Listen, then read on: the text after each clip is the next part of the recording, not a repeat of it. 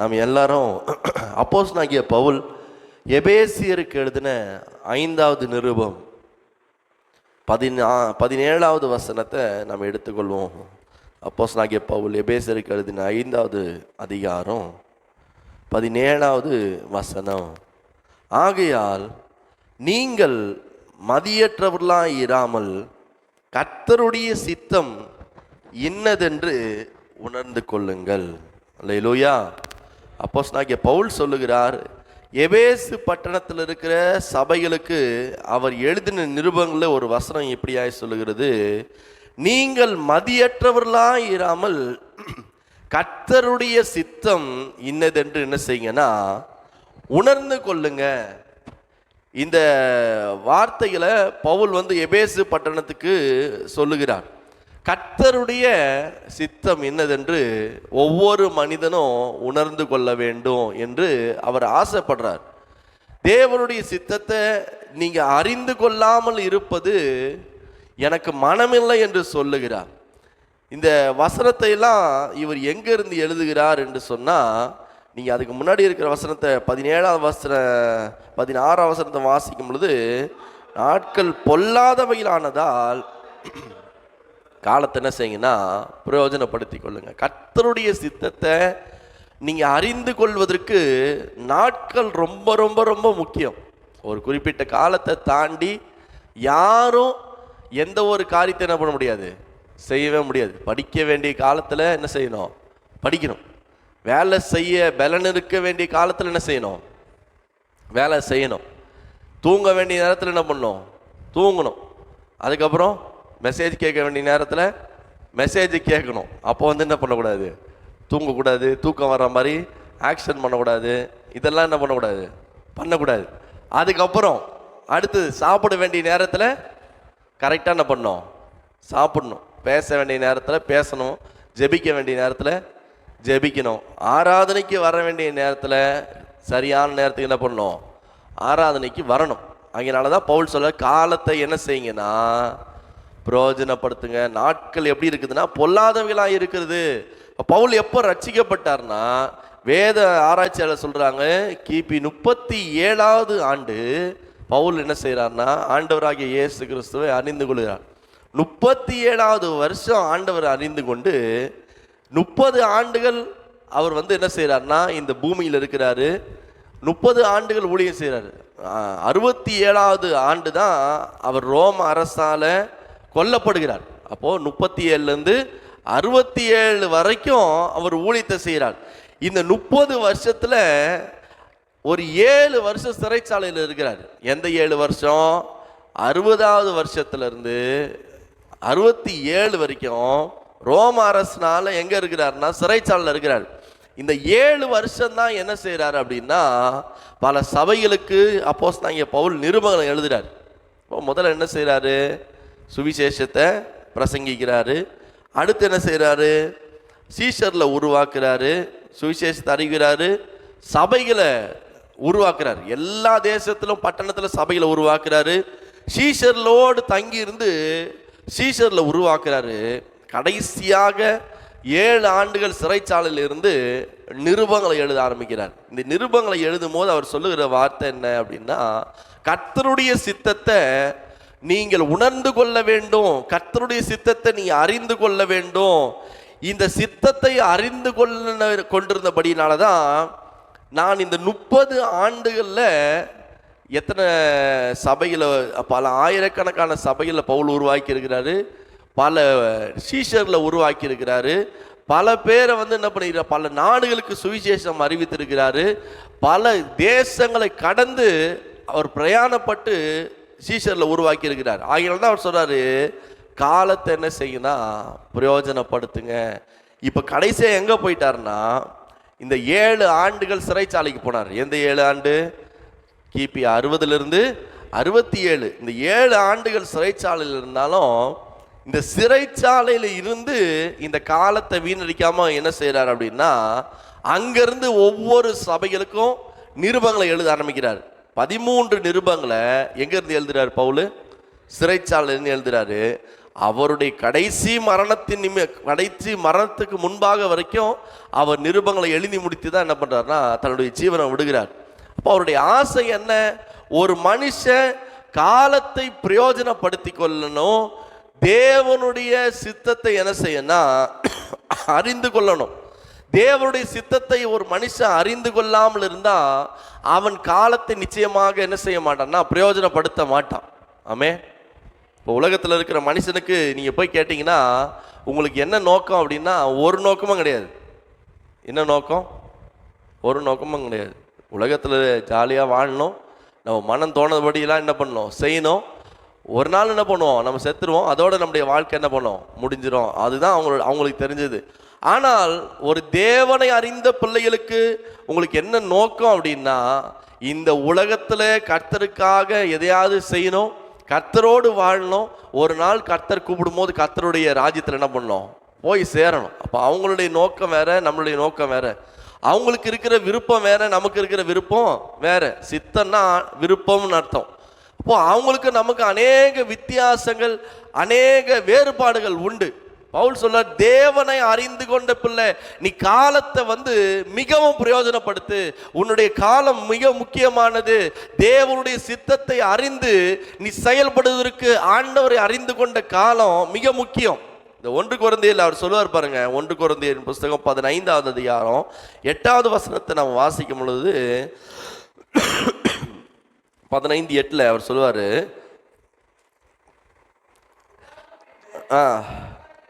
அகால பிறவி போன்ற எனக்கும் என்ன செய்தார்னா தரிசனமானார்.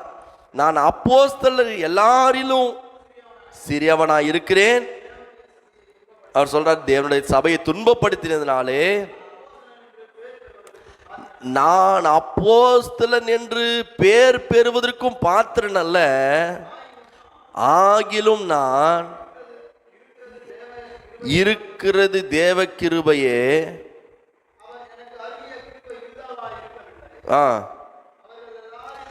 அவர்கள் எல்லாரிலும் நான் அதிகமாய் பிரயாசப்பட்டே, ஆகிலும் நான் அல்ல, என்னுடனே இருக்கிற தேவ கிருபையே. சொல்றாரு, எல்லாருக்கும் பின்பு அகால பிறவியான எனக்கு ஆண்டவர் என்ன செஞ்சார்னா தரிசனமானார். யாருக்கு? எல்லாருக்கும் பிறகுனா ஆண்டவருடைய சீஷர்கள் 12 பேருக்கும், அன்றைக்கு பின்பற்றின ஆண்டவருடைய சீஷர்கள் எல்லாருக்கும் பிறகு அப்போ ஆண்டவர் யாருக்கு தரிசனமானார்னா கொலைகாரனா இருக்கிற, சபையை துன்பப்படுத்துகிற, அகால பிறவியை போல இருக்கிற அப்போஸ்தலனாகிய பவுலுக்கு என்ன பண்ணாரு? ஆண்டவர் தரிசனமானார்.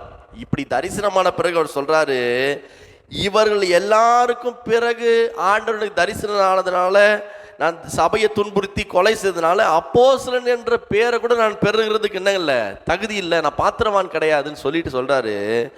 ஆனாலும் இவர்கள் எல்லாரை விட நான் என்ன செஞ்சேன்னா அதிகமாக என்ன செஞ்சேன்னா பிரயாசப்பட்டேன். ரொம்ப முக்கியமாக கவனிக்கணும், இவங்க எல்லாரை விட நான் என்ன பண்ணேன் அதிகமாக. அப்போ சீஷரில் விட இவர் தைரியமாக சொல்ல முடியுது, ஆண்டவருடைய சீஷரில் விட, ஆண்டவரோடு கூட இருந்தவங்களை விட நான் என்ன செஞ்சேன்னா அதிகமாக பிரயாசப்பட்டேன்.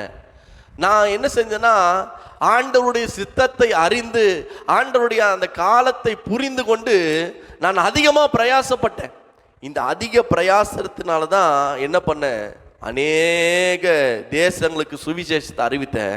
இந்த அதிக பிரயாசத்தினால அநேக சபைகளை உருவாக்கினேன். இந்த அதிக பிரயாசத்தினால்தான் பல சீஷர்ல என்ன பண்ணேன் உருவாக்கினேன். ஒரு தீமோத்தேயுன்னு ஒரு சீஷனை உருவாக்கினாரு. அவன் புறப்பட்டு போய் அநேக தேசத்தில் என்ன பண்ணுறாங்க சுவிசேஷம் அறிவிக்கிறாங்க. ஒனேசிமும் உருவாக்குறான், அவன் புறப்பட்டு போகிறான். அதே போல் ஒவ்வொரு சீசனும் பர்னபா உருவாக்குறான், அவன் புறப்பட்டு போகிறான். இப்படி நான் சீசனில் உருவாக்குறேன். இப்போ சிறைச்சாலையிலிருந்து என்ன செய்கிறேன்னா நிருபங்களை எழுதி கொண்டிருக்கிறேன். அவருடைய நோக்கம் என்ன, நான் கிறிஸ்துவனுடைய நேரடியான சீசனாக இல்லாவிட்டாலும் நான் அதிகமாக என்ன செய்திருக்கிறேன் அப்படின்னா பிரயாசப்பட்டிருக்கிறேன். தேவனுடைய சித்தத்தை நான் அறிந்து செயல்பட்டு கொண்டிருக்கிறேன். இதுதான் என்னுடைய நோக்கம், இதுதான் என்னுடைய வாஞ்ச, இதுதான் என்னுடைய விருப்பம், இதற்காக தான் தெரிந்து கொள்ளப்பட்டேன் அப்படின்னு சொல்லி அவர் சொல்லுகிறார். அதனால தான் அவர் சொல்லுவார், நான் தொடர்ந்து ஓடிக்கொண்டே என்ன பண்றேன் இருக்கிறேன். நான் ஆசையாய் ஓடுகிறேன். எனக்காக வைக்கப்பட்டிருக்கிறதான பந்தய பொருளை பெறும்படி நான் லக்கை நோக்கி என்ன செய்யறேன்னா தொடருகிறேன். ஆமே, இவங்கெல்லாம் எதை நோக்கி தொடர்ந்தாங்க ஆண்டவருடைய சீஷர்கள் அப்படின்னு வேதத்துல சொல்லப்படல. ஆனா பவுல் சொல்றாரு, எனக்காக நியமிக்கப்பட்டிருக்கிற லக்கை நோக்கி நான் என்ன செய்யறேன்னா தொடருகிறேன்.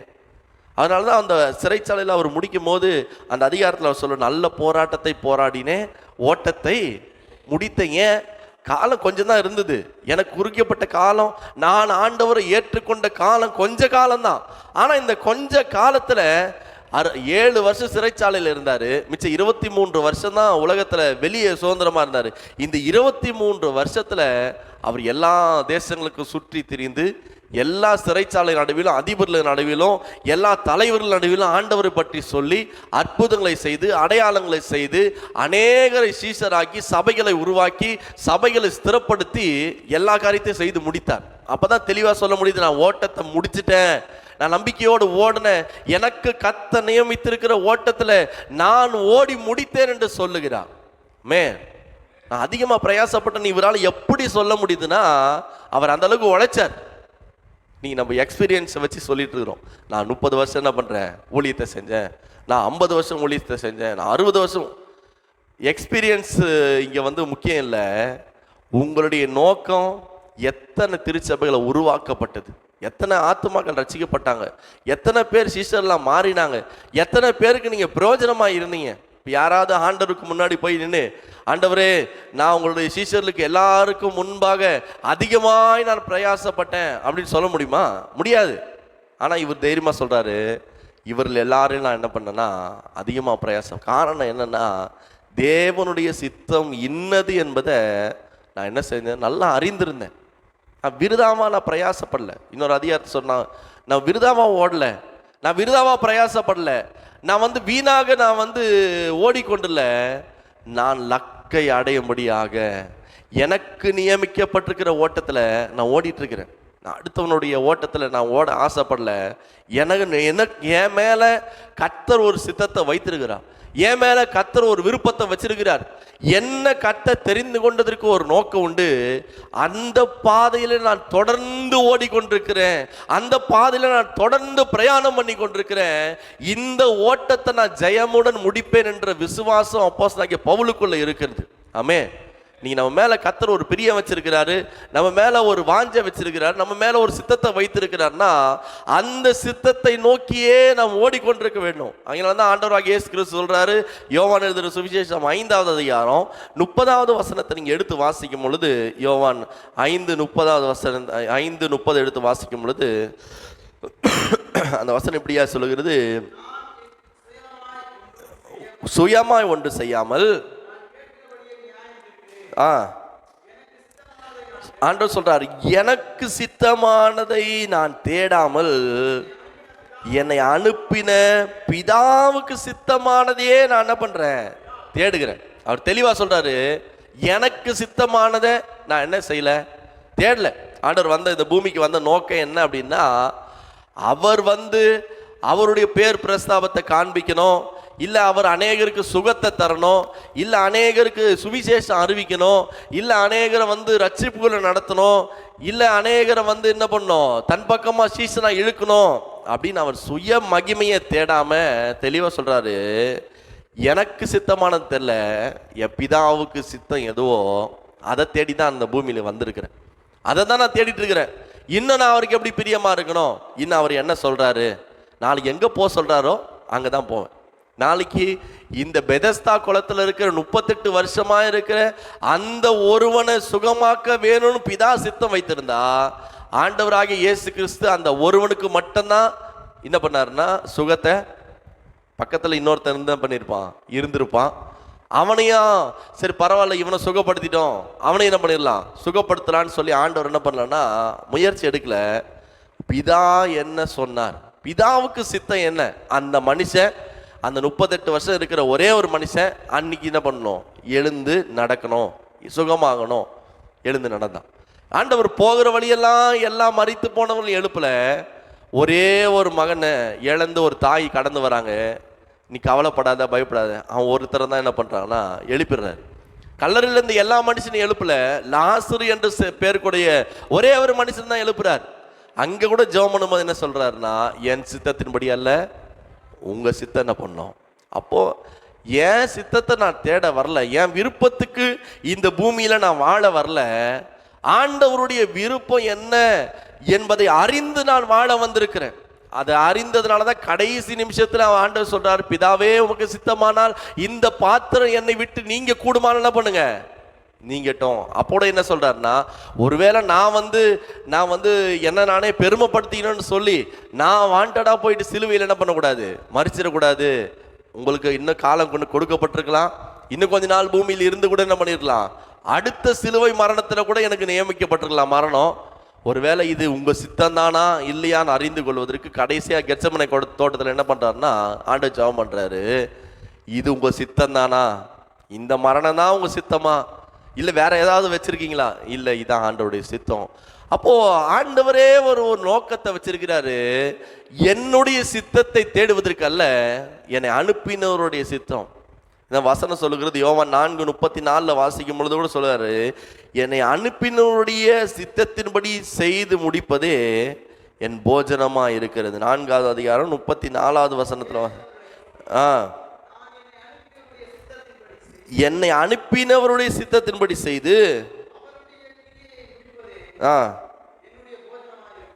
ஆமா. இங்க எல்லாரும் சாப்பாட்டை பத்தி பேசிட்டு இருக்கிற ஆண்டவர் சொல்றாரு, இந்த சாப்பாடை சாப்பிட்றதுக்காக நான் பரலோகத்தை விட்டு என்ன பண்ணல, இறங்கி வரல.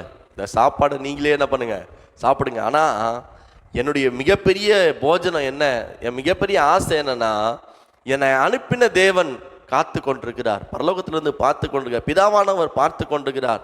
அவருக்கு என்ன நோக்கம் அப்படின்னா, அவருடைய சித்தத்தை நான் செய்யறேன்னா பார்த்துட்டு இருக்கிறாரு.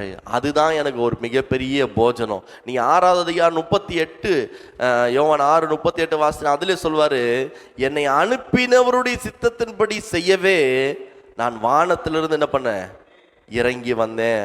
எதுக்கு வந்தாரு அப்படின்னா, அவர் வானத்திலிருந்து வர வேண்டிய நோக்கம் என்னன்னா, என் விருப்பத்துக்கு இல்லை இந்த உலக ஆசைக்கு இல்லை இந்த உலகம் எப்படி இருக்குன்னு பார்க்கலாம் அப்படின்றதுக்காக வரல, என்னை அனுப்பினவருடைய சித்தத்தை நான் அறிந்து கொள்ளணும். இந்த காலை நேரத்தில் நம்ம ஒன்றை விசுவாசிக்கணும்.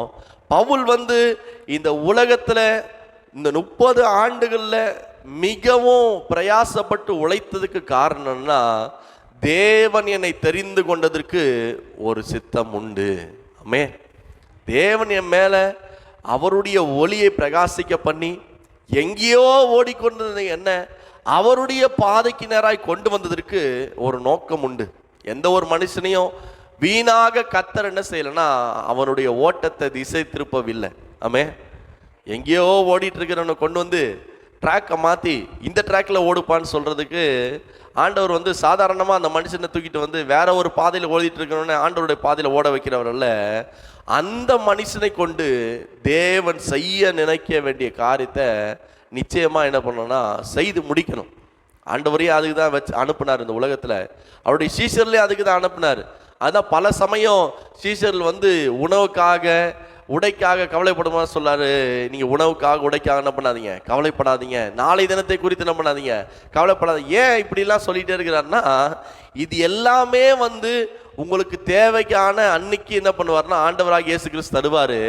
இதற்கு மேலே ஒன்று உண்டு, அவருக்கு பிரியமான காரியம் என்ன என்பதை நீங்கள் அறிந்து செயல்படுங்க. நீங்கள் மத்தேயு எழுதின சுவிசேஷம் 7வது அதிகாரம் 21வது வசனத்தை நீங்கள் வாசிக்கும் பொழுது, மத்தேயு 7:21 நீங்கள் எடுத்து வாசிக்கும் பொழுது அந்த வசனம் எப்படியா ஆண்டவர் சொல்லுவார், செய்கிறவனே அல்லாமல்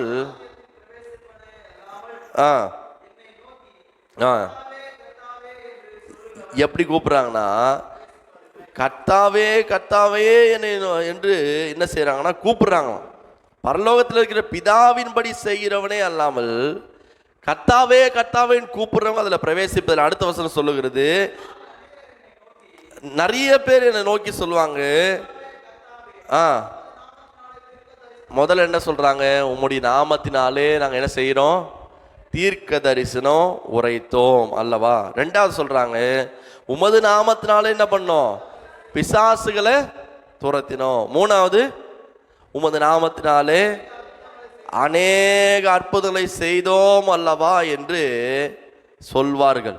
அநேகர் எழும்புறாங்க. கடைசி நாளில் என்ன சொல்றாங்கன்னா, உமது நாமத்தினால் நாங்கள் என்ன செஞ்சோம்? தீர்க்க தரிசனம் சொன்னோம், பிசாசை துரத்தினோம், அற்புதங்களை. சரிப்பா, இது எல்லாமே சரி. ஆனா ஆண்டவர் எதிர்பார்க்கிற ஒண்ணு என்ன? பிதாவின் சித்தத்தின்படி செய்கிறவனே அல்லாமல் உன் இஷ்டத்துக்கு நீ கண் போன போக்கில், உன் மனம் போன போக்கில் நீ என்ன ஊழியத்தை செஞ்சாலும் கர்த்தர் அதை என்ன செய்ய மாட்டார்னா அங்கீகரிக்க மாட்டார். அங்கீகரிக்க மாட்டார்.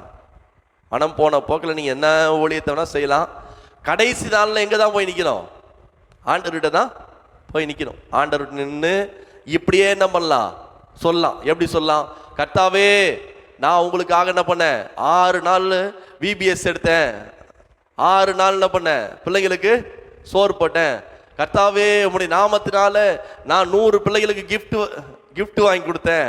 கர்த்தாவே, நான் உங்களுடைய நாமத்தினால நான் என்ன பண்ணேன்? கம்ப்யூட்டர் கிளாஸ் நடத்தினேன். கர்த்தாவே, நான் உங்களுடைய நாமத்தினால இப்படிப்பட்ட கிளாஸ் எடுத்தேன், இப்படிப்பட்ட ஜெபம் வச்சேன், இப்படிப்பட்ட நன்மைகள் செஞ்சேன், உம்முடைய நாமத்தினால இவ்வளோ பெரிய கோபுரத்தை கட்டினேன், இவ்வளோ பெரிய சபையை கட்டினேன்.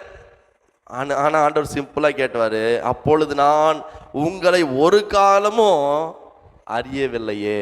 என்ன சொல்லிடுறாரு?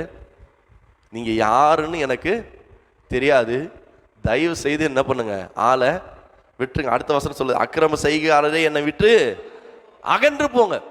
அவர் என்ன சொல்றாரு? இது எல்லாமே செஞ்சப்பா, நீ செஞ்சது உலகத்துக்கு, உலகத்தில் இருக்கிறவங்களுக்கு சந்தோஷமா என்ன பண்ணலாம்? இருக்கலாம்.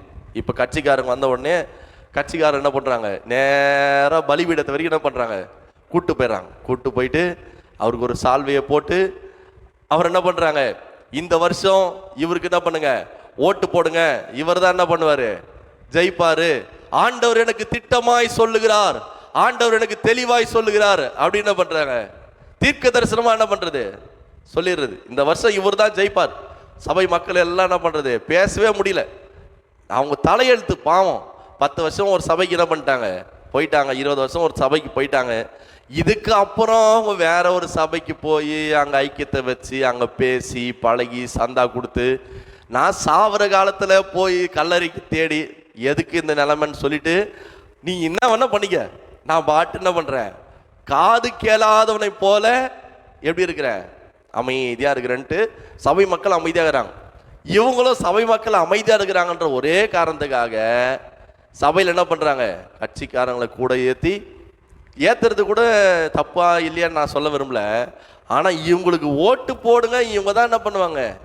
ஜெயிப்பாங்கன்னு சொல்றாங்க பாருங்க. அது எவ்வளவு பெரிய ஒரு துணிகரம். இப்ப இந்த மாதிரிலாம் நிறைய நடக்குது. சபைக்குள்ள ஏத்துறது என்ன பண்றது? ஆண்டவர் சொல்றாரு, தீர்க்க தரிசனமா சொல்றாரு, இவர் தான் என்ன பண்ணுவாரு? ஜெயிப்பாரு. சரி, அவர் ஜெயிக்கல அப்படின்னா இப்ப இந்த வீடியோவை அதே மாதிரி இங்கேயும் என்ன பண்ணுவாங்க? நிறைய பேர் வீடியோ எடுப்பாங்க, இவர் தான் ஜெயிப்பாருன்னு இவர் ஜெபம் பண்றத வீடியோ எடுத்து அதை 10 பேர் என்ன பண்ணுவாங்க? சமூக வலைதளத்தை போடுவாங்க. நாளைக்கு ஏதாவது பிரச்சனை வரும் சபைக்கு, அப்போ போய் நீ நில்லு, வேற ஒருத்தர் ஜெயிப்பார், அவர் தான் ஜெயிப்பார்னு சொன்னீங்களா, அவர்கிட்ட என்ன பண்ணுங்க போயிட்டு சொல்லுவாங்களா சொல்ல மாட்டாங்களா? எதுக்குங்க? ஆண்டவருடைய சித்தம் என்ன? கட்சிக்காரனை கூப்பிட்டு நீ ஜெயிக்க மாட்டேன்னு சொல்லவா ஆண்டவர் உன்னை கூப்பிட்டாரு? இல்ல கட்சிக்காரங்களை கூப்பிட்டு வச்சு, இல்ல ஆண்டவர் உன்னை இந்த வருஷம் இங்கே வைப்பாரு, இல்ல இத்தனை ஆயிரம் ஓட்டுல வித்தியாசத்துல வைப்பாரு, வைக்க மாட்டான்னு சொல்லவா ஆண்டவர் உங்களை கூப்பிட்டாரு? பவுல் அந்த ஊழியத்தை செஞ்சாரு. பவுல் செஞ்ச ஊழியம் என்ன? சுவிசேஷம் அறிவித்தாரு, சபைகளை கட்டினாரு, சபைகளுக்கு ஏற்ற போதகர்களை போட்டாரு, சீஷர்களை உருவாக்கினாரு, என்ன பண்ணாரு? சிறைச்சாலைக்கு போனாரு, நிருபங்களை எழுதினாரு, மரணத்துக்கு ஒப்பு கொடுத்தாரு. இன்னைக்கு நம்ம என்ன சொல்றோம்? பவுலை போல பேரை வச்சுக்கிறோம், ஆனா நம்ம வேலை ஃபுல்லா சவுலை போல இருக்குது. அல்லேலூயா. இப்போ இதே போல தான் இங்கே ஆண்டவர்கிட்ட சொல்ல தீர்க்க தரிசனம் சொன்னோம். என்னப்பா தீர்க்க தரிசனம் சொன்ன? நீ தீர்க்க தரிசனம் சொன்னி எத்தனை பேர் ரட்சிக்கப்பட்டான்? ஒருத்தனும் ரட்சிக்கப்படல. கட்சிக்காரன் குறி கேட்குற மாதிரி என்ன பண்ணுறான்? கேட்டு போகிறான். அப்படியா? ரொம்ப சந்தோஷம். அங்கே போனால் 101 ரூபா கொடுக்கணும், உங்ககிட்ட 1000 ரூபாய் என்ன பண்ணணும்? கொடுக்கணும், வச்சுக்கோ, அவ்வளோதான். இங்கே போனால் என்ன பண்ணணும்? ஏதாவது ஒன்று கொடுப்பாங்க. கட்சிக்காரர் வராருன்னு கூப்பிட்டா ஒரு டிஃபன் பாக்ஸ் கொடுப்பாங்க. என்ன கொடுப்பாங்க? ஒரு டிஃபன் பாக்ஸ் கொடுப்பாங்க. கட்சிக்காரர் கூப்பிடுறாரு, போதகர்களே எல்லாரும் என்ன செய்யுங்க, திரண்டு வாருங்கள். எதுக்கு திரண்டு போறீங்க? ஒரு சுவிசேஷ கூட்டம், இல்ல ஒரு விடுதலைக்கான ஒரு கூட்டம், இல்ல ஒரு போதலுக்கு உடம்பு சரியில்லை, இல்ல யாருக்கோ ஒருத்தருக்கு முடியல, ஜெபம் பண்ணுங்க வாங்க அப்படின்னா, முக்கியமா சொல்ல போனீங்கன்னா எத்தனை போதகர்கள் இருப்பாங்க? ஒரு 5 இல்ல 6 போதகர்கள்லாம் இருப்பாங்க. ஆனா இன்றைக்கு நம்முடைய பகுதியை சார்ந்த வேட்பாளர் வருகிறார், நீங்கள் எல்லாரும் என்ன பண்ணுங்க, திரண்டு வாருங்கள். திரண்டு என்ன பண்ணிட்டாங்க, எல்லாம் வந்துட்டாங்க. வந்த உடனே ஒரே ஜபம்தான். அவருக்கு மாற்றி ஜபம் பண்ணி, இவர் அவரை பெருமையாக பேசி, அவர் இவரை பெருமையாக பேசி, இவ்வளவு பாடுபடுறீங்களே, இந்த பாடுகளுக்குரிய பிரயாசத்தின் பலன் என்ன அப்படின்னா, ஒரு மட்டன் பிரியாணியும் கடைசியா ஒரு சில்வர் டிஃபன் பாக்ஸும். பவுல் சொல்ற, நான் பட்ட பாடுகளின் பிரயாசம் என்ன அப்படின்னா நித்திய ஜீவன். நான் பட்ட பாடுகளின் பிரயாசம் என்ன? பரலோக ராஜ்யம். நீ இவ்வளோ பிரயாசப்படுறப்பா எதுக்கு? அவரை கூப்பிட்டு வச்சு அவருக்கு மரியாதை செலுத்தி அதை பண்ணி இதை பண்ணி, இதில் உலகத்தில் இருக்கிறவனே பண்ணுறாங்களா இல்லையா? நான் சொல்கிறது உண்மை தானே? உலகத்தில் இருக்கிற மனுஷன் ஆண்டவர் தெரியாதவனே என்ன பண்ணுறான், அவங்களை கூப்பிட்டு எல்லா கணத்தையும் கொடுத்து எல்லாம் பண்ணுறாங்க. ஆனால் நீங்கள் யார் அப்படின்னா, தேவனுடைய சித்தத்தை அறிந்த ஒரு தேவனால் தெரிந்து கொள்ளப்பட்ட ஊழியக்காரங்க. நீங்கள் எங்கே இருக்கிறாங்கன்னா, எங்கே நிற்கிறாங்க? அங்கே போய் நின்றுருக்காங்க. டிஃபன் பாக்ஸ் வாங்கணுமா, அவருக்கு மாறி மாறி புகழ்ச்சி தந்தோமா, அவர் புகழ்ச்சி நமக்கு கொடுத்தாரா, போயிட்டு வரோம். இதே மாதிரி ஒரு கூட்டம் நிற்கும் கடைசி நாளில். நான் தீர்க்கதரிசனம் சொன்னேன். அடுத்து என்ன பண்ணேன், பிசாசு துரத்துறது. இப்போ எல்லாரும் துரத்துறான். பிசாசு துரத்துறது ரொம்ப ஈஸியான ஒரு வேலையாயிடுச்சு. இது ஒரு ரோட்டு மனைக்கு போனால் அங்கே 10 ரூபா கொடுத்தவன என்ன பண்ணுறாங்க, துரத்துறாங்க. பிசாசு துரத்துறதுலாம் முக்கியம். அதுக்கு அடுத்தது அற்புதங்கள் என்ன பண்ணுறேன், அற்புதத்தையும் இன்னைக்கு பெரிய லெவல் வரைக்கும் என்ன பண்ணுறாங்க. மோசேயினுடைய காலத்திலிருந்து இன்னைக்கு வரைக்கும் நம்ம எப்படிலாம் ஆண்டவருடைய கரத்தில் அற்புதத்தை பெறுறோமோ, பிசாசும் அதற்கு ஈக்குவலாக என்ன பண்ணுறான், அற்புதத்தை செய்கிறான். இது எதுவுமே நோக்கம் இல்லை. பிதாவின் சித்தத்தின்படி செய்கிறவனே அல்லாமல் வேறொருவனும் பரலோக ராஜ்யத்துக்கு என்ன பண்ண மாட்டான், பிரவேசிக்க மாட்டான். நீ என்னன்னா சொல்லு, தீர்க்கதரிசி சொல்லு, பிசாசை துரத்து, அற்புதங்களை செய், ஆனால் யாரும் ரட்சிக்கப்படும். முதலாவது தேவனுடைய சித்தம் என்ன? முதலாவது எல்லா மனுஷரும் ரட்சிக்கப்பட வேண்டும் என்பதே தேவனுடைய பரிபூர்ண சித்தமாக இருக்கிறது. 1 தீமோத்தேயின் புஸ்தகம் 2வது அதிகாரம் 4வது வசனத்தை நாம் எடுத்துக்கொள்வோம். 1 தீமோத்தேயின் புஸ்தகம் 2வது அதிகாரம் 4வது வசனத்தை நாம் எடுத்துக்கொள்வோம். எல்லா மனுஷரும் ரட்சிக்கப்படவும் சத்தியத்தை அறிகிற அறிவை அடையவும் அவர் என்ன செய்யறாரு? எது ஆண்டவருடைய சித்தம்? எல்லா மனுஷரும் ரட்சிக்கப்படுறது சத்தியத்தை அறிகிற அறிவை அடைவதற்கு தான் அவருடைய சித்தம். அவரை போய் நீங்க கேட்டீங்கன்னா, ஆண்டவரே நான் தேசத்துக்காக ஜெபம் வைக்கிறேன், இதுக்காக ஜெபம் வைக்கிறேன், அதுக்காக ஜெபம் வைக்கிறேன், இது உங்களுக்கு சித்தமானா ஆண்டவர் சொல்லுவாரு, எல்லா மனுஷரும் என்ன பண்ணோம், ரட்சிக்கப்படணும், இதுதான் என்னுடைய சித்தம். பவுல் அதை தான் அறிந்து வைத்திருந்தார். ஒரு ஊழியக்காரன் தேவனுடைய இருதயத்தில் இருந்து என்ன புறப்படுதுன்னு அறிந்திருக்கிறது தான் ஒரு மிகப்பெரிய ஒரு தேவனுடைய தரிசனத்தை பெற்ற, தேவனுடைய விருப்பத்தை பெற்ற ஒரு ஊழியனுடைய ஒரு அடையாளம். ஆமே, பழைய நாட்கள்லாம் பார்த்தீங்கன்னா மீட்டிங் வச்சுக்கிட்டே இருப்பாங்க. எப்படியாவது இந்த மே மாத லீவில் 3 நாள் 5 நாள் கன்வென்ஷன் என்ன பண்ணும், சுற்றி நடக்கும். ஒரு வருஷத்தில் எப்படியும் மீட்டிங் இல்லாத நாட்களே இருக்காது. இப்போ இந்த மீட்டிங் எதுக்கு வைக்கிறாங்க? பல லட்சம் செலவு பண்ணி மீட்டிங் வைப்பாங்க. பீச்சில் வைப்பாங்க, கம்பர் அரங்கத்தில் வைப்பாங்க, அப்புறம் இந்த ஐசேஃப் காலனி கிரவுண்டில் கூட வச்சுருக்காங்க எனக்கு தெரிஞ்சு. இந்த ஆவடியில் வைப்பாங்க, நிறைய இடத்துல சென்னையில் எந்தெந்த இடம்லாம் சின்ன சின்ன கிரவுண்டு கிடச்சா கூட மீட்டிங் வைப்பாங்க. இந்த மீட்டிங்கில் அன்னைக்கு இருந்த காலகட்டம் ரொம்ப கஷ்டமான காலகட்டம். அப்படிப்பட்ட கஷ்டமான காலகட்டத்திலே லட்சங்கள் செலவு பண்ணி கூட்டத்தை வைப்பாங்க. எதுக்கு அந்த கூட்டத்தை வைக்கிறாங்க? எதுக்கு வைக்கிறாங்க? பேர் பிரஸ்தாபத்துக்காக இல்லைங்க. மக்கள் என்ன செய்யணும்னா ரட்சிக்கப்படணும். அந்த கூட்டத்தில் அன்னைக்கு இருந்தவங்க யாரையும் பெருமைப்படுத்தி ஒரு சால்வையை போட்டுக்கின்னு அங்கே இவரை பெருமைப்படுத்தி அவரை பெருமைப்படுத்திலாம் பேசவே மாட்டாங்க.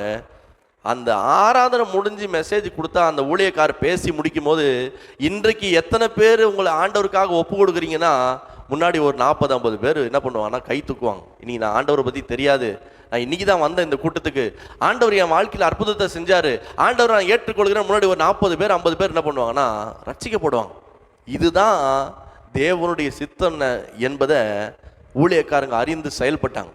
அந்த நாட்களில் பெரிய ஒரு அறுவடை இருந்தது. ஒரு 15-20 வருஷத்துக்கு முன்னாடி பாருங்க, பெரிய அறுவடை இருந்தது. லட்சக்கணக்கான கூட்டம் பீச்சில் என்ன பண்ணுவாங்க, கூடுவாங்க. ஆனால் அந்த கூட்டத்தில் நீ கவனிச்சு பாருங்க, குறைஞ்சபட்சம் ஆயிரக்கணக்கான ஜனங்க ரட்சிக்கப்படுவாங்க. டிஜிஎஸ் தினகரன் ஐயா கடைசி நாள் கூட்டத்தில் இன்னைக்கு ஆண்டவர் எத்தனை பேர் ஏற்றுக்கொள்ளுங்க, கீழே எல்லா சபை போதகர்களும் நிற்பாங்க, அந்த ஜனங்களை ரட்சிப்புக்குள் நடத்துங்க. திரள் கூட்ட மக்கள் வந்து சொல்லுவாங்க, நான் ஆண்டவரை ஏற்றுக்கொள்ளுகிறேன்.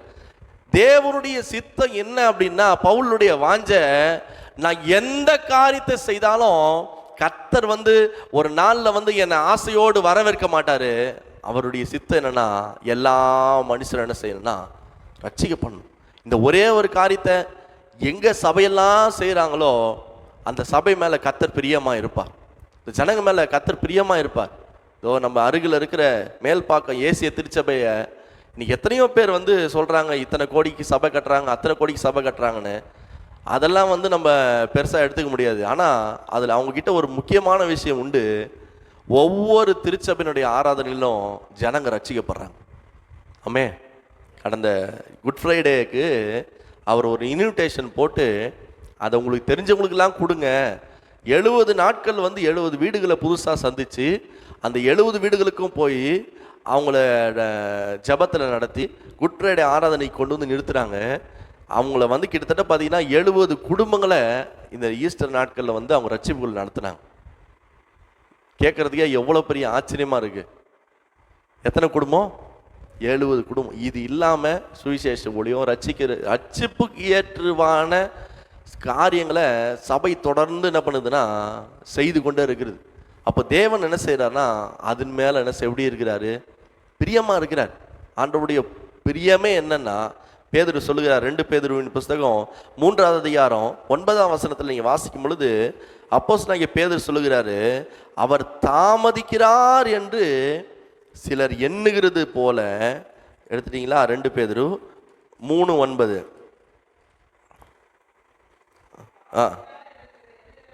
எண்ணுகிறபடி வாக்கு தத்தத்தை குறித்து அவர் என்ன பண்ணல, தாமதமா இல்லை, ஒருவரும் கெட்டு போகாமல் எல்லாரும் மனம் திரும்ப வேண்டும் என்று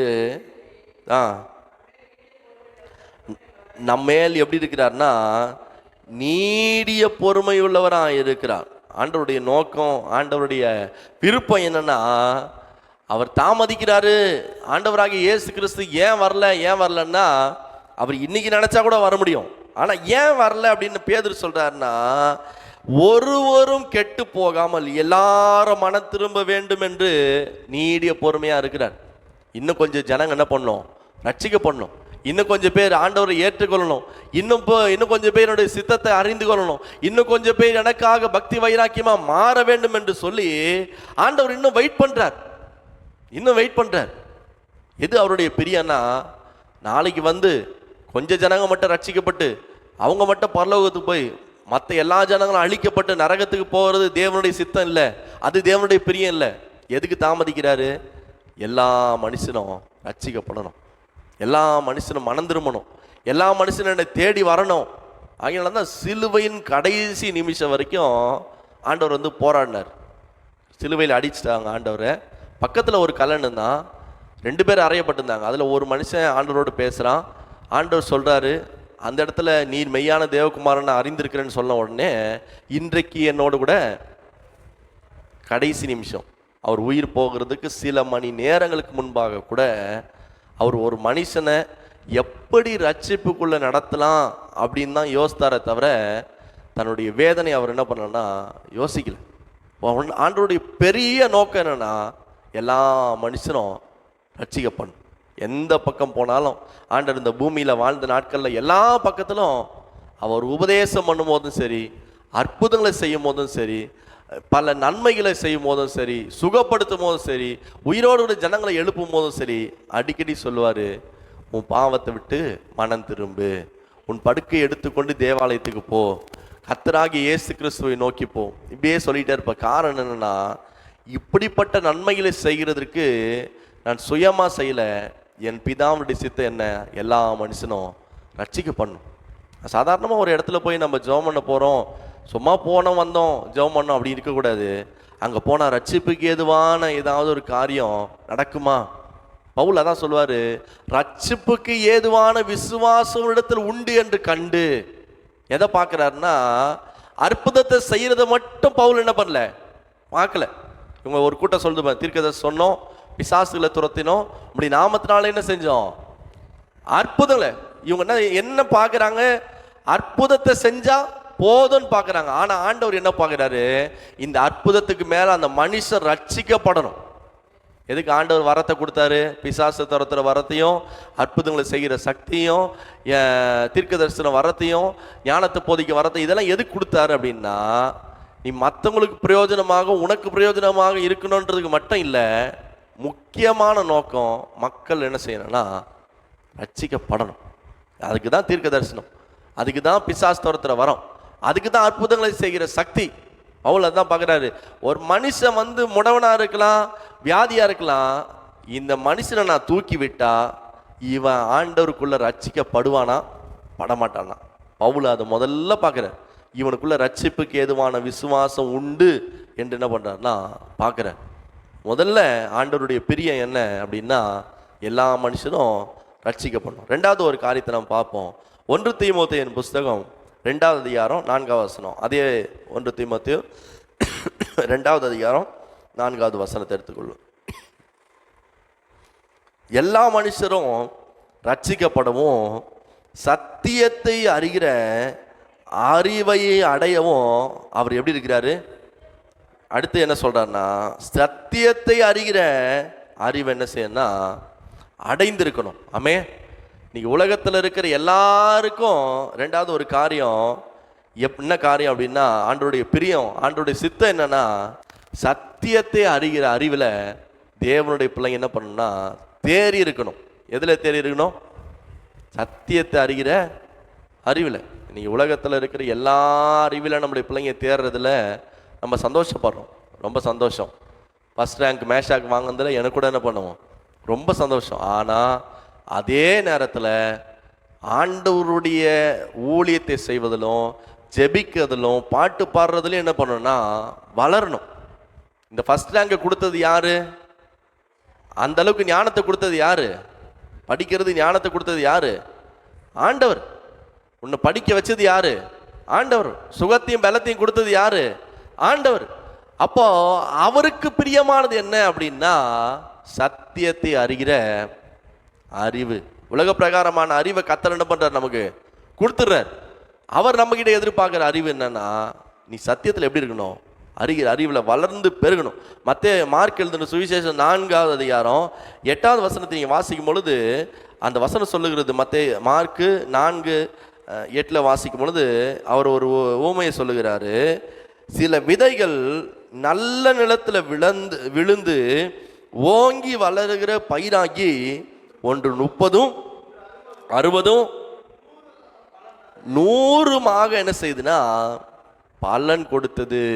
ஆண்டவருடைய சித்தம் என்னன்னா, 3 விதத்துல இந்த விதை என்ன செய்யுதுன்னா விதைக்கப்படுகிறது. ஒன்று எங்க விதைக்கப்படுகிறதுனா, ஒன்று வழி அருகே என்ன பண்ணுது, விதைக்கப்படுது. 2வது அதிக மண் இல்லாத கற்பாறையில் என்ன பண்ணுது, விதைக்கப்படுது. 3வது முள்ளுள்ள இடங்கள் என்ன பண்ணுது, விதைக்கப்படுது. 4வது நல்ல இடத்துல விதைக்கப்படுது. இந்த 3 இடத்துல விதைக்கப்பட்டதும் எப்படி இருக்குது? ஒன்று வெயில் வந்த உடனே ஆகாயத்து பறவைகள் பட்சித்து போடுது. இன்னொன்று ஆழமான மண் இல்லாதனால சீக்கிரத்தில் வெயில் வந்த உடனே உலர்ந்து போகும். 3வது முள் வளர்ந்து அதை பலன் கொடுக்காதபடி நெருக்கப்படுது. ஆனால் ஒன்று மட்டும் என்ன பண்ணுதுன்னா 30, 60, 100 பலன் கொடுக்குறது. இதுக்கு ஊமை ஆண்டவர் சொல்றாரு, இந்த விதை யாரு? வசனம். விதைக்கிறவர் யாரு? ஆவியானவர். தேவன். இந்த விதைகள் வந்து ஒவ்வொன்றும் எங்கெங்கேயோ விழுகிறது. இந்த விழுந்த இடமெல்லாம் பிசாசானவன் பின்பாக வந்து எல்லாவற்றையும் கெடுத்து போடுகிறான். நீ வீட்டில் போய் வாசித்து பாருங்க, அந்த விதைகள் எப்படிலாம் கெடுக்கப்படுகிறது என்று வேதம் சொல்லும். ஆனால் கடைசியாக விதைக்கப்பட்ட இடம் நல்ல நிலம். அதை குறித்து வேதம் எங்க சொல்லுகிற 20வது வசனம் 19வது வசனத்தை வாசிங்க, 20 வாசிங்க. வசனத்தை கேட்டு என்ன பண்றாங்கன்னா, வசனத்தை கேட்குறாங்க, அதை என்ன செய்யறாங்க, ஏற்றுக்கொள்ளுகிறாங்க. இன்னைக்கு காலையில் வசனத்தை நான் கேட்குறேன், அதை அப்படியே எங்கள் இருதயத்தில் என்ன பண்ணுறேன், ஏற்றுக்கொண்டு ஒன்று 30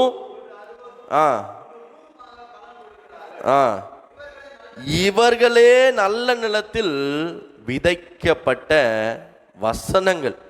இவங்க தான் நல்ல நிலத்தில் விதைக்கப்பட்டவங்க. ஆண்டவருடைய சித்தம் என்ன அப்படின்னா, நீங்கள் சத்தியத்தில் வளருகிற ஒரு தேவனுடைய பிள்ளைகளாக இருக்கணும். ஆமே அல்லேலூயா. இந்த இடத்துல எவ்வளோ 3 பேர் வந்தாங்க, 3 பேரும் என்ன பண்ண முடியல, நிலைக்க முடியல. 3 பேரும் வந்து எல்லா ஆசீர்வாதமும் கிடச்சிது.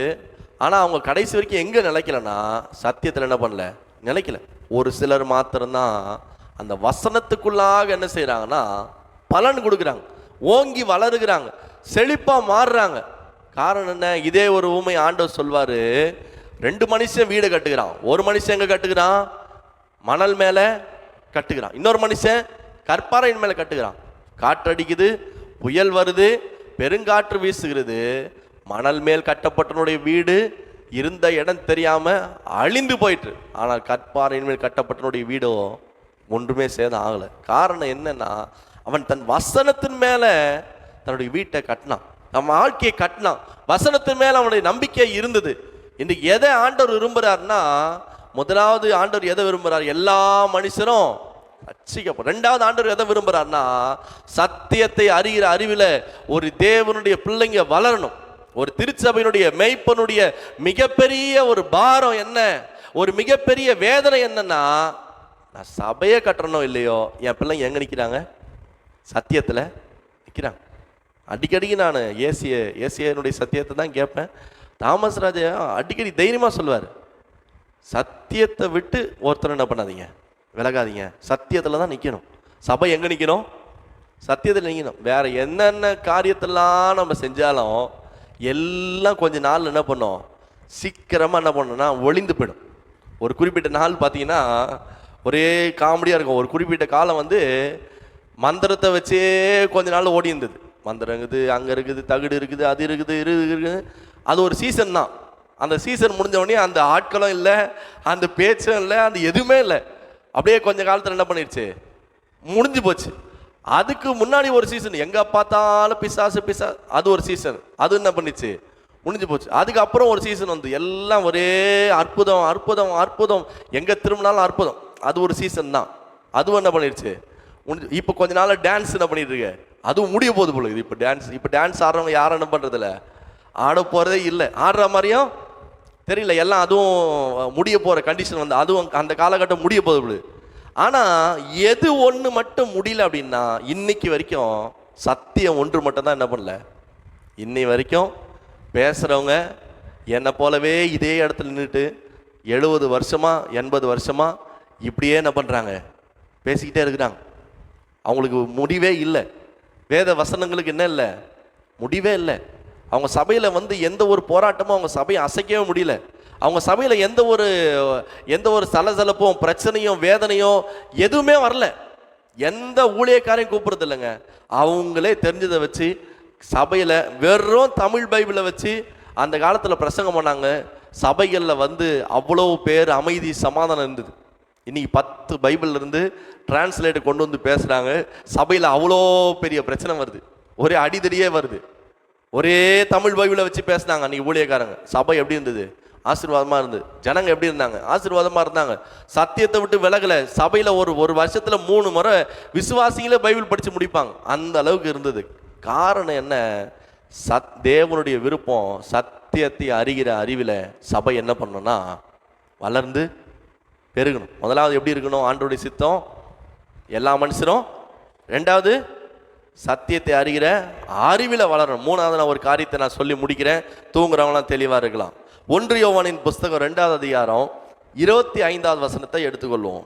1 யோவானின் புஸ்தகம் 2வது அதிகாரம் 25வது வசனம். எடுத்துட்டீங்களா? நித்திய ஜீவனை அளிப்பேன் என்பது நமக்கு செய்த வாக்குத்தத்தம். 3வது தேவனுடைய சித்தம் என்ன அப்படின்னா, வாக்குத்தத்தங்களே மிகப்பெரிய வாக்குத்தத்தம் என்ன அப்படின்னா, நம்ம வாக்குத்தத்தம் அப்படின்னா என்ன? இப்பொழுது இருக்கிறதை பார்க்கலாம் 1000 மடங்கு நம்மளும் தான் வாங்கிட்டு போய் வச்சோம். 1000 மடங்கு இப்போ இருக்கிற வீடு 1000 மடங்கு பெருகிடுச்சா? இல்லை. 1000 மடங்கு எதில் பெருகணும்? ஆண்டவருடைய வாழ்க்கையிலும் ஆவிக்குரிய வாழ்க்கையிலும். ஆனால் மிகப்பெரிய வாக்குத்தத்தம், நிறைவேற போகிற ஒரு வாக்குத்தத்தம் என்ன அப்படின்னா, நித்திய ஜீவனை அளிப்பேன் என்பதே அவர் சொன்ன வாக்குத்தத்தம். எங்கே போய் கேட்டாலும் சொல்லுங்க, என்ன உங்களுக்கு இந்த வருஷம் வாக்குத்தத்தம், உங்களுக்கு நித்திய ஜீவனை தருவார். பயந்துருவாங்க அவங்க. என்னங்க புது வருஷம் அதுமா, என்னங்க வாக்குத்தத்தம்? இல்லை, ஆண்டவர் உங்களுக்கு இந்த வருஷம் நித்திய ஜீவனை தருவார் சொல்லி பாருங்க. 1ஆம் தேதி எதுவும் சொல்ல முடியுமா? பயந்துருவாங்க. அப்போ நான் இந்த வருஷம் நான் உயிரோடு இருக்க மாட்டேன்னா, பரலோகத்துக்கு போயிட்டு என்ன பண்ணுவாங்க? பயந்துருவாங்க. ஆனால் ஆண்டவர் சொல்றாரு, 3வது அவருடைய சித்தம் என்ன, அவருக்கு பிரியமான காரியம் என்னன்னா, எல்லா மனுஷரும் ரட்சிக்கப்படுவது எப்படியோ, எல்லா மனுஷனும் சத்தியத்தை அறிகிற அறிவில் வளருகிறது எப்படியோ, அப்படியே எல்லா மனுஷனும் நித்திய ஜீவனுக்குள்ள என்ன செய்யணும்னா பிரவேசிக்கணும். தேவன் எதற்காக சபையை உருவாக்கினார், எதற்காக ரத்த சிந்தினார், எதற்காக தேவன் மறுபடியும் வருவேன் என்று வாக்குத்தத்தம் செய்தார் என்று சொன்னால், ரட்சிக்கப்பட்ட ஜனங்கள், சத்தியத்தை அறிந்த ஜனங்கள் இந்த உலகத்துக்குரியவர்கள் அல்ல, அவர்கள் எனக்குரியவர்கள். ஆமென். அவர்கள் யாருக்குரியவர்கள்? தேவனுக்குரியவர்கள். நித்திய ஜீவனுக்காக தான் ஆண்டவர் நம்ம மேல என்ன பிரியமா இருக்கிறார். அதுதான் அவருடைய நோக்கம். ஒரு தேவனுடைய பிள்ளையின் மேல கர்த்தர் வச்ச நோக்கம் என்னன்னா நித்திய ஜீவன். பவுல் சொல்ற, தைரியமா சொல்ற, என் ஓட்டத்தை என்ன பண்ண முடித்தே, நல்ல போராட்டத்தை போராடினே, ஓட்டத்தை நித்திய ஜீவனை காத்துக்கணும், எனக்காக ஜீவ கிரீடம் வைக்கப்பட்ட 1 தீமோத்தேயுல எடுத்து அந்த வசனத்தை வாசிங்க. 6வது அதிகாரம் 1 தீமோத்தேயின் புஸ்தகம் 6வது அதிகாரத்தில் வசனத்தை வாசித்து பாருங்களேன். அங்கே தெளிவாக சொல்லப்படுது, நல்ல போராட்டத்தை போராடினேன், ஓட்டத்தை என்ன பண்ண முடித்தேன். எனக்காக என்ன செய்யறாருன்னா, ஆண்டவர் ஜீவ கிரீடத்தை என்ன பண்றாரு வச்சிருக்கிறார். 1 தீமோத்தேயுல கடைசி அதிகாரத்தில் நீங்க வாசித்து பார்த்தீங்கன்னா அந்த வசனம் மிக தெளிவாக சொல்லப்படுகிறது. 4வது அதிகாரம் நினைக்கிறேன்.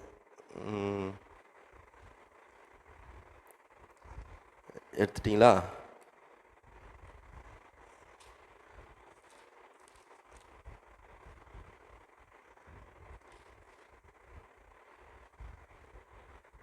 ஆ 11ஆம் வசனம், 6வது அதிகாரம் 11ஆம் வசனம். நீயோ தேவனுடைய மனுஷனே, இவளை விட்டு ஓடி